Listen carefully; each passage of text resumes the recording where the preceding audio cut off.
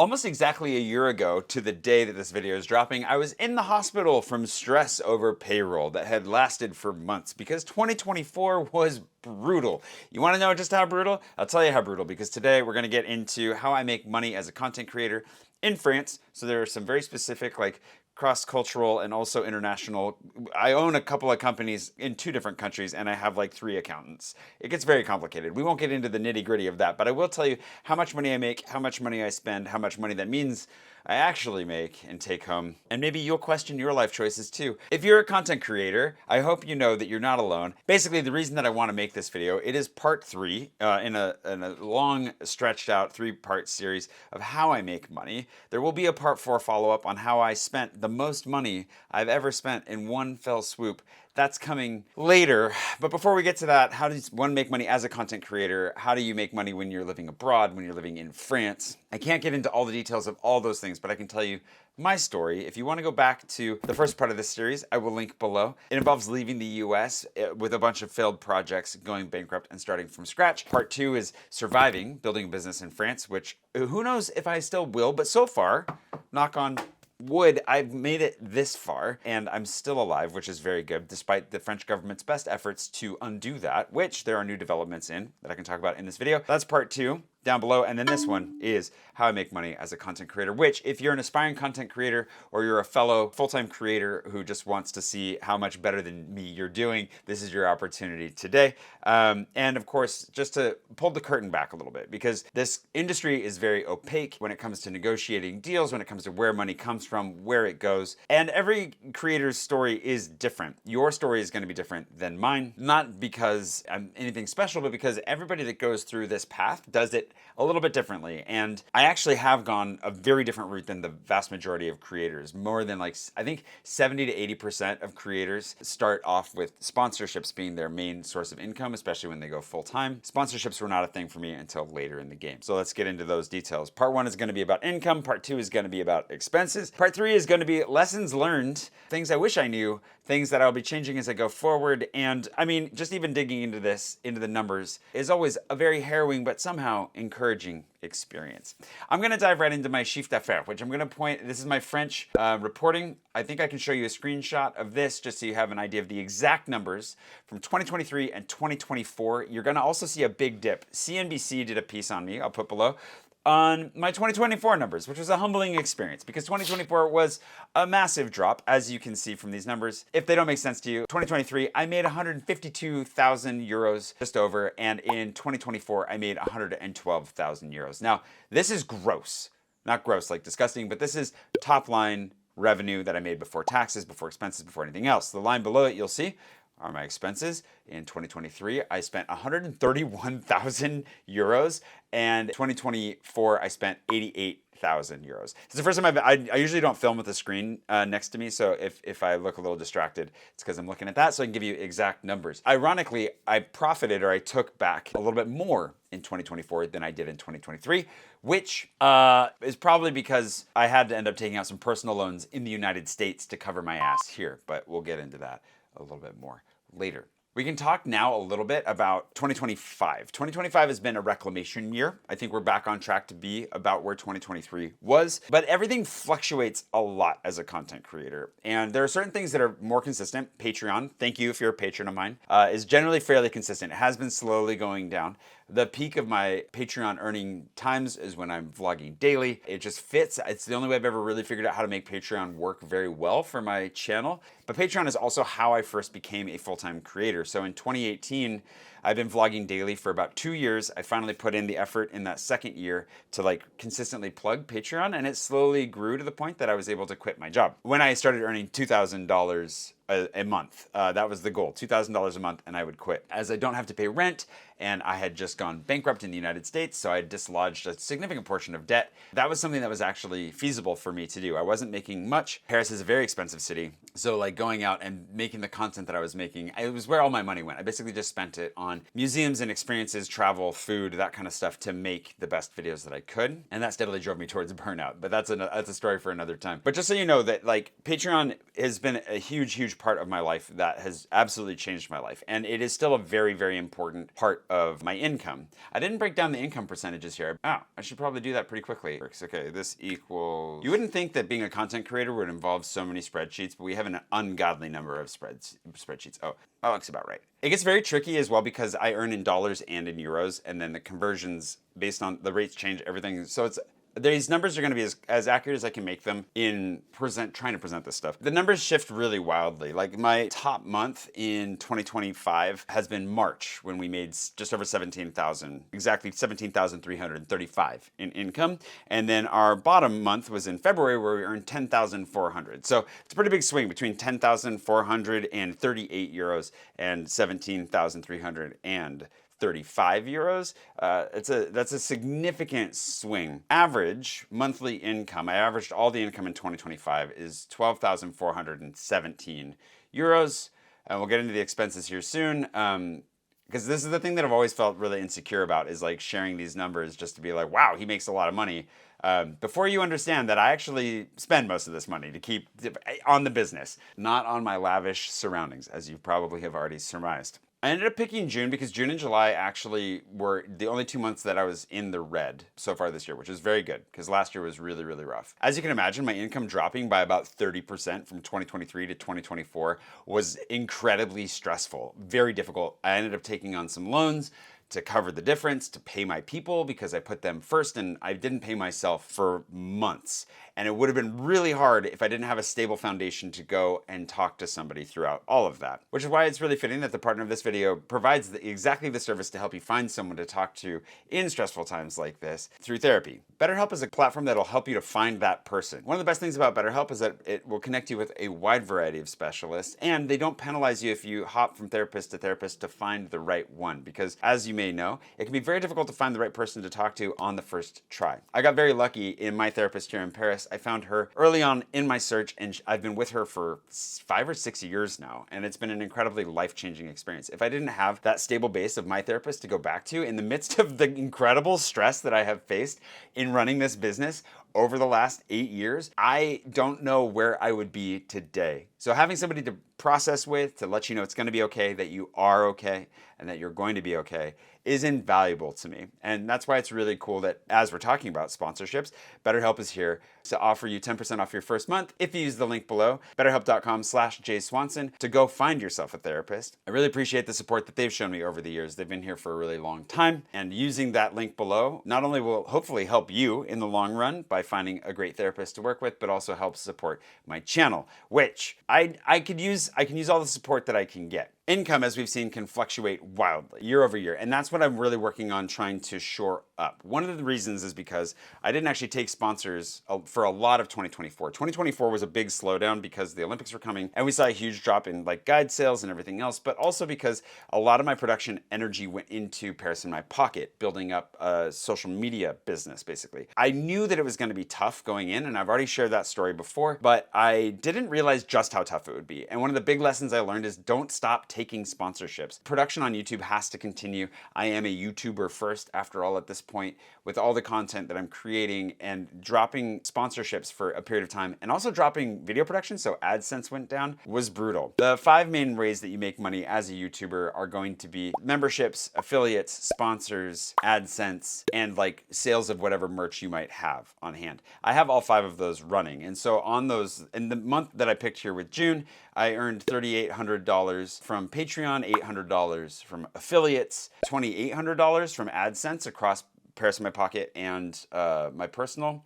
Nothing from sponsors, 0% there, and then $4,400 from guide sales. All these things fluctuate quite a bit. Patreon stays pretty consistent. AdSense is actually more consistent for me now. It never was a part of my business before. Affiliates really fluctuate because most of my affiliates are actually like tour guides and services here in Paris. When I'm talking about like the consultants that I work with, Trenier Consulting, if you'd like to go work with them below, for example, they have contacts with lawyers and accountants, and they've worked here in Paris for like 20 years. they've opened up businesses in France, they've closed them, whatever. When I send you to them, if you work with them, then they pay me an affiliate fee, right? They're friends of mine. I've worked with them personally. I trust them. Like, we have regular meetings to figure out how we're going to survive the future together. And so that's where that money comes from. Sponsors are like the ad read that I did for BetterHelp earlier in this video. If there's an ad read, or like maybe they pay me to make a reel, maybe they pay me to make a whatever, that's when it's more of like a direct advertising business, which is why it's really important when you're watching anyone on YouTube or anywhere. Like,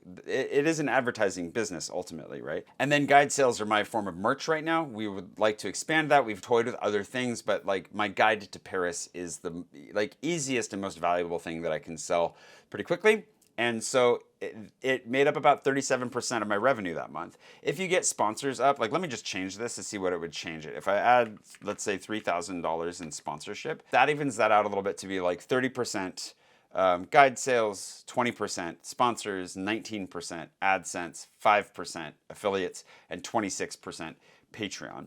The reason this is really, really important as well is because it democratizes my income some. Patreon already really democratizes membership income across hundreds of people. So if a few people have to leave, or even if a chunk of people have to leave for some reason because they can't afford to stay patrons or whatever, it doesn't necessarily affect the overall income completely. And now, across these 5 income streams, if any of them fluctuate terribly, hopefully we can weather that storm. Of course, the goal is to grow from here so we can better cover not only our expenses, but start making enough money that I can actually afford to maybe like get a bigger apartment one of these days. Let's talk about expenses. This is not the most nitty-gritty version of this. And again, these fluctuate pretty wildly, but average monthly expenses, I said average monthly income for 2025 has been 12,417 euros. Average monthly expenses have been about 11,645 euros, which leaves me with about 772 euros left over every month. So we're running at a pretty thin margin, right? A very thin margin. If you were to ask like a business guru, they would look at this and be like,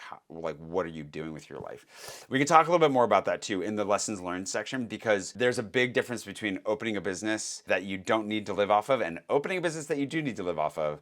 And boy, have I learned these lessons the hard way. Oh, I didn't say what my personal income was. Well, we can get into that here in a second. Sorry, this is a little scattered. Lots of numbers flying around. The expense types that I have. Let's just do that. Monthly expense types. I've already told you what the overall expenses were. This number is actually about to go up too as Molly comes on more full time, but staff cost about 3,730 euros. In June, services cost 1,277 euros. Everything from like subscription services, post office box, internet, phones, all that kind of stuff. Travel was 1,484 euros. Production was 1,932 euros. Equipment was 208 euros. Taxes was 786 euros. Debt repayments were 916 euros. And education and development, 341 euros.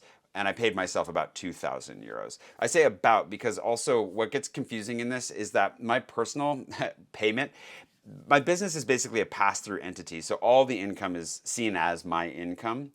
And then we can take expenses out. Even that 2,000 euros that I paid myself, I'm having to send money back to the States to cover that personal loan, for example, that I took out. You know, things got really, really tight with payroll. Between French employment law, American tax law, like there's a lot going on between the different structures and like having to have a business in the US, having a business here, reporting everything very clearly above board because I wanted to get my citizenship. So there was no funny business. I don't want to do any funny business anyways if you're watching, tax man. But part of that is that like, even though I have quote unquote full-time staff in Emily and now Molly in November. Molly's been working part-time for the last year. They still have to work for other people. They can't just work for me. So there's a percentage of their time they do have to give to other people so they can remain freelancers. The reason that we do that, and I try to pay them very generously, and my goal is to always pay them a very competitive rate. So the amount that I'm paying them now, I want to increase that. I want to give them significant raises, both to be competitive, but also take care of them. And also because French employment law is very, very challenging, and you're basically marrying the person when you hire them on a permanent contract. It's very hard to fire them. You also pay an additional 50% above their salary in social charges and taxes. Then if they ever get fired, France is very famous for its chômage, its unemployment benefits, but as an employer, you're paying for that. So you could fire somebody and then still have to pay a part of their salary, a good part of their salary, for a year, 18 months, longer. So it's really, really risky to hire somebody. I love and trust my staff. I would hire them and offer them that if I could. But as you can see, my margins are already pretty thin as it is. And so it's better to pay them a little bit higher as a freelancer to help cover their expenses on that side. And then let them work for somebody else a little bit along the way. In the future, if we can make enough money on this side, I would love to. We can work that out. Well, anyways, that's private information at that point. So whatever they want is up to them. But just know that I do everything I can to take care of them, as hopefully proven by me being hospitalized because I was like doing everything I could to make sure I could keep paying them in the midst of having no money last year. That was brutal. But they always come first for me. And then expenses, they waffle quite a lot as well because like I have some set expenses, like I said, like subscriptions, internet, that kind of stuff. But then there's certain months where we end up spending a lot more on travel. My food expenses are usually pretty high. That is included in our production costs here. I kind of like end up spending what I would spend on rent in food a lot of the time, both to try new places, to get photos. A lot of it's about content. A lot of it's just about like, is this place good? Would I recommend it? Would I not? So I'm always putting myself out there to actually try everything. 99% of what's in my guide, I have actually done or tried myself. There are a few kids activities I haven't done that are now in the guide. There are hotels that I haven't stayed in that are in the guide, but those are recommendations from other people that we put in there for you. Or if you're traveling to Paris, assuming you're in that demographic. If I'm making a recommendation, it's because I actually have tried it and liked it, even if it's not something that I would use. Like if I'm presenting like a sponsorship for like a language learning app or something like that, I'm not in a place in my life where I'm learning languages, but I do still try the program, the app, the whatever it is to see, is this something that seems like it would actually be useful to somebody who is. Talk to the staff, see how they feel about it, talk to people who have used it, and then present it. So I take it really seriously because what's not included in these income or expenses is the most valuable thing that I have as a content creator, which is the trust of my audience. And if I lose that, which there are times where I have certainly damaged it in different ways, hopefully none big, but definitely little ones, imperceptible and sometimes very perceptible. Trust is the most important thing. And while I'm running a business and I need to make money, I can't make money at the expense of the trust that my audience has in me. I think that's a really important lesson to learn. Basically, my take-home pay in 2023 was 20,000 euros, 20,148 euros. And my take-home pay in 2024 was 24,612 euros. That's what's reported in my taxes. It's still very convoluted as to what I actually get to keep. And there are some months in there where I'm eating as cheap as possible and staying home and not doing anything. And some months where I'm living the lifestyle. It fluctuates a lot. If we take these averages that I did over the course of the year of 2025, my expected gross earnings for 2025 is going to be 149,000 euros. My expected gross expenses is going to be 139,000 euros, 700 and something. So my expected profit is going to be 9,265 euros. Everything, again, it gets also kind of thrown up in the air because the French government and URSSAF specifically, like they take out social charges every month. They have the power to freeze your bank account. They're very, very powerful. They've almost put me out of business a couple times. You can watch that video below. They just in July or June doubled the amount that they were taking out of my account without telling me. And so suddenly I had expenses bouncing from my French account and my French bank account, which I only have basically for taxes. They changed my client number without telling me. So I couldn't log in. I thought it was a password issue. They thought it was too. Went back and forth for a while. Finally figured it out and got in there and realized, yeah, URSSAF has drained my bank account. Now they also claim I owe them money because they've been trying to charge double every month what I was putting in there. And so it's just exploded the amount that I owe them. And we're going to get that figured out. These are the things that used to really stress me out. It still stresses me out a little bit, but we've been here before. We're going to survive. It's going to be okay. Probably painful, but we're going to make it through. Which brings us to the lessons learned. If you couldn't tell already, building a business from scratch is hard. And when I say from scratch, I mean, as I have done it, where it's just, I've cobbled it together from whatever I could as I went and lived off of it as I went. What I didn't realize this for a long time, all the business gurus, all the people that you're listening to, maybe not all of them, but so many of them, when you're listening to people tell you how to succeed at business, they treat a business as an entity separate from themselves. Usually. And so they're talking about like spending capital that's aside from what they have to live off of.